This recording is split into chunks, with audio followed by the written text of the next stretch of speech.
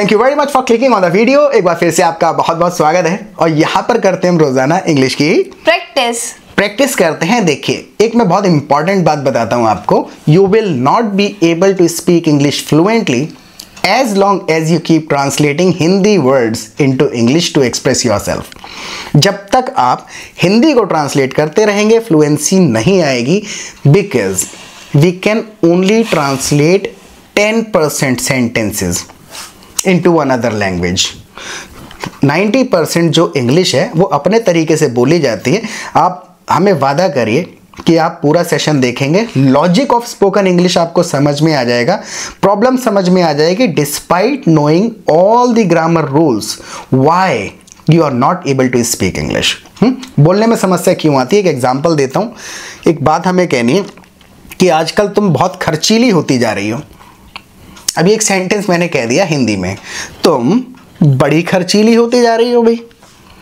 अब What you mean? हाँ, What you mean? What do you mean? What do you mean? हाँ, what do you mean? Question है ना। What do you mean? मेरा simple meaning यही है कि तुम बहुत खर्चीली होती जा रही हो। Give it a try. Okay. हाँ, बोलने की कोशिश करो इस सेंटेंस को इंग्लिश में। हाँ, You spend a lot money day by day. Day by day बस नहीं होगा, 90% ठीक है। 10%? इसके अंदर हाँ देखो, मैं बताता हूँ प्रॉब्लम कहाँ पे आती है। अगर आपने तुरंत ये कोशिश करी है कि खर्चीले का ट्रांसलेशन क्या है, तो फिर आपने गलत दिशा में सोचना शुरू कर दिया। You thought that sentence in Hindi में सोचा आपने, जबकि यहाँ पर अवस्था सोचनी होती है। मैं आपके व्यवहार की बात कर रहा हूँ। होती जा रही हो यानी कि आपका व्यवहार है। So you have been spending You have been spending a lot lately.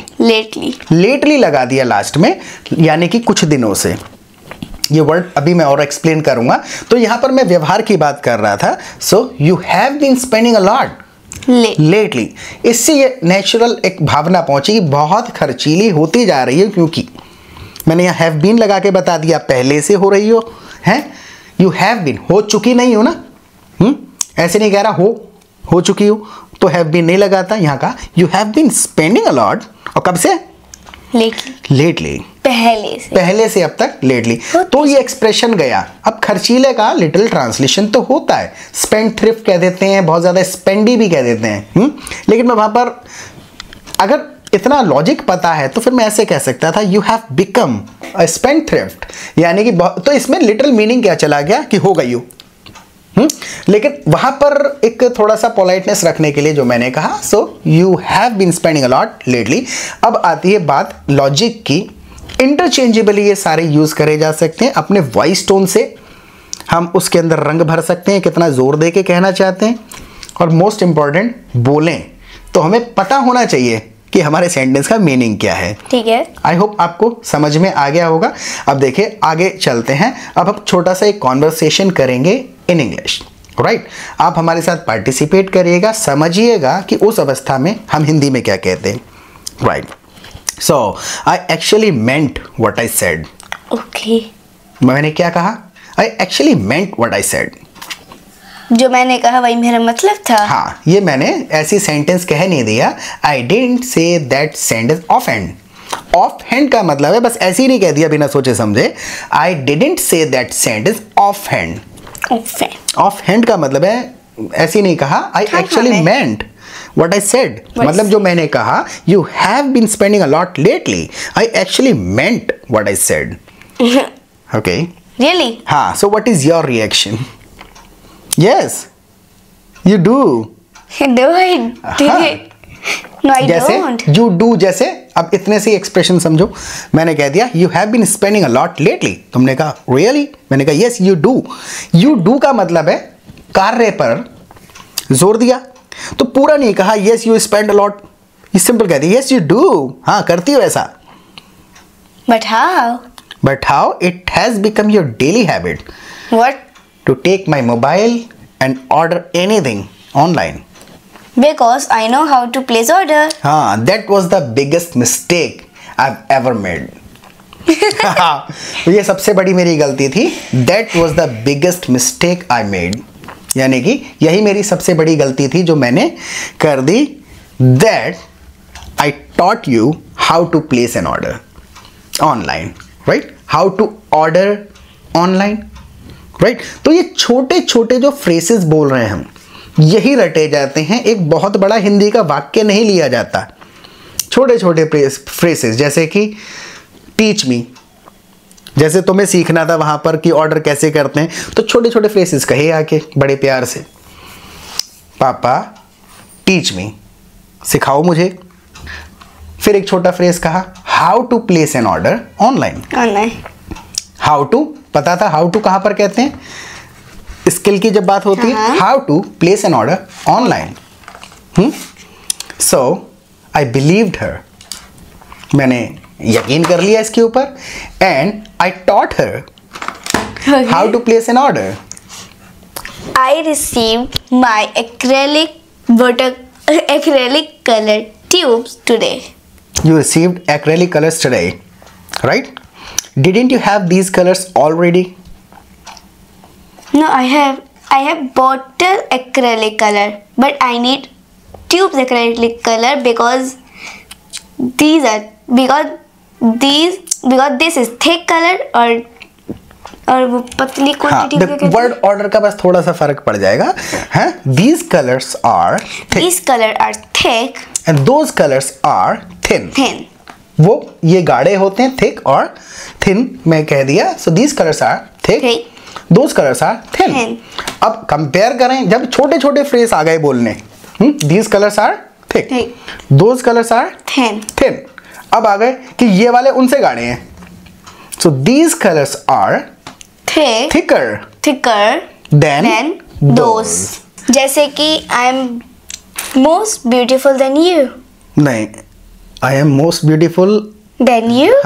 नहीं, I am more. देखो most और more में क्या फर्क है? most का मतलब है सबसे ज्यादा, तो फिर कंपेयर नहीं हुआ ना। I am the most beautiful person in my family. और एक मैं इसमें दो ग्रामर का लॉजिक बताता हूँ, बहुत इंपॉर्टेंट चीज है। जैसे कि जब भी हम ना EST लगता है, ST साउंड है ना, मोस्ट है, बेस्ट है, लॉन्गेस्ट है, टॉलेस्ट है, इस प्रकार का जब हम वर्ड बोलते हैं तो हम यानी कि सबसे ज़्यादा ऊंचे की बात कर रहे होते हैं, और जब वो सबसे ज़्यादा उच्च स्तर पे है तो इसके साथ हम दा लगा देते हैं। ऐसे नहीं कहेंगे he is most important, he is the most important person. क्योंकि पता है क्यों लगा रहे हैं दा? क्योंकि इंपॉर्टेंट हो गया ना, सबसे टॉप है वो, है, इसलिए दा लगा देंगे। इस लॉजिक से समझ सकते हैं, राइट। जैसे कि he is the tallest person here, ऐसे नहीं कहेंगे he is tallest person here, he is the tallest person, right. तो मोस्ट का मतलब है सबसे ज्यादा, वहां पे फिर कंपैरिजन नहीं रह गया, वो है ये top most, right. So I am the most important person in this family, ऐसे कह दिया, राइट। अगर मैं कहूं मैं तुमसे ज्यादा इंपॉर्टेंट हूं, अब दो लोगों में कंपैरिजन है, I am more important than you.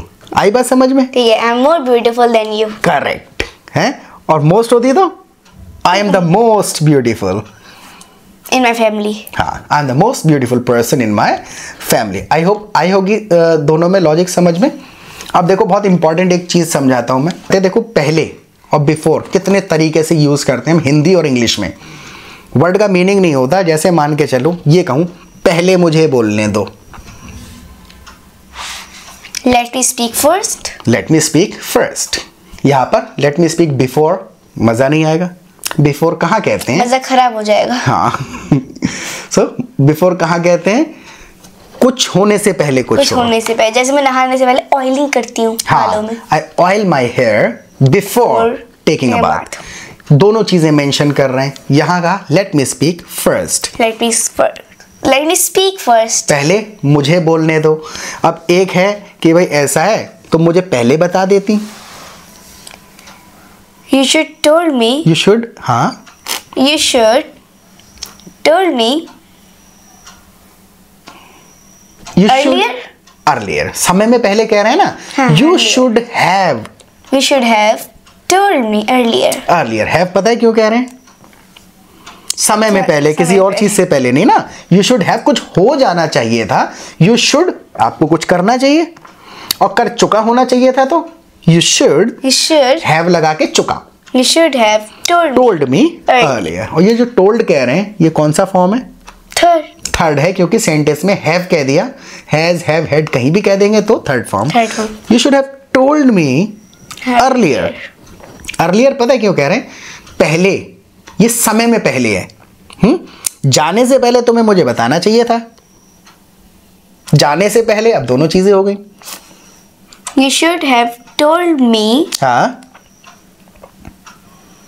Before you go. Before you went. Before you went. हाँ? You should have told me before you leaving. जाने से पहले. You should have told me before heading out. Head out करना मतलब निकलना. You should have told me before going. दोनों में काम मेंशन कर रहे हैं. है हिंदी में वही पहले. अब आते हैं कलर्स पे. क्या तुम पे पहले से नहीं थे कलर ये? अब यहाँ बिफोर, अर्लियर दोनों नहीं मैच करेंगे. यहाँ कहेंगे already. Didn't you have these colors already? क्या पहले से नहीं थे? Didn't you have these colors before? देखो ये इंटरचेंजेबली वॉइस टोन से थोड़ा मेंटेन करते हुए चल जाता है, बट हमें मीनिंग पता होना चाहिए. वर्ड का फीलिंग, भावना क्या है. वर्ड्स का मीनिंग नहीं होता, भावना होती है. आई होप आपको समझ में आ गया होगा. जैसे मैं कहूँ मेरे पास में पहले से ही 2 मोबाइल हैं. अब अर्लियर, बिफोर, ऑलरेडी सोचो क्या लगेगा. पहले ये भी I have already 2 phones. I already have 2 phones. I already have. अब मैं ऐसे कह सकता हूँ I have 2 phones before. नहीं.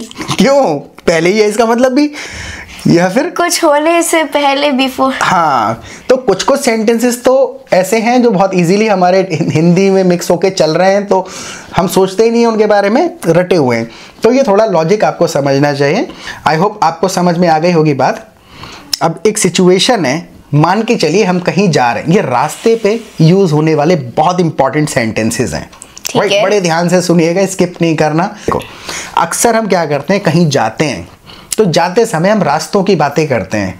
इस रोड से चलते हैं, दूसरे रोड से आना चाहिए था, ये रोड कहाँ जा रहा है, क्या ये रोड काले ताजमहल तक जा रहा है? काला ताजमहल? हाँ, we have a black Taj Mahal here in Badaun. जैसे वी हैव हिंदी में नहीं कहते हमारे पास है, हमारा ताजमहल है, नहीं. लेकिन हिंदी, इंग्लिश में काफी कॉमन है. कोई भी चीज है तो we have a black Taj Mahal here in Badaun. और आपको शायद नहीं पता, बदायूं में रावण का मंदिर भी है. हाँ, से दिस इन इंग्लिश. यहाँ रावण का मंदिर भी है. We have Ravan's temple too. Right. We have Ravan's temple here too. We have Ravan's temple here as well.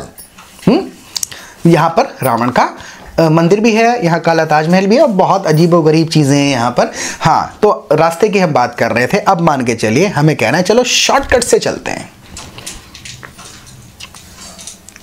Let's go to the shortcut. तुमने चलते का ट्रांसलेशन मिला दिया ना थोड़ा सा. Let's take a shortcut. Let's take a shortcut. अवस्था ऐसी रट जानी चाहिए कि रास्ते लिए जाते हैं, बाय द्वारा नहीं जाते हैं उनमें. Let's take a shortcut. चलो ऐसा करते हैं, हाईवे से चलते हैं.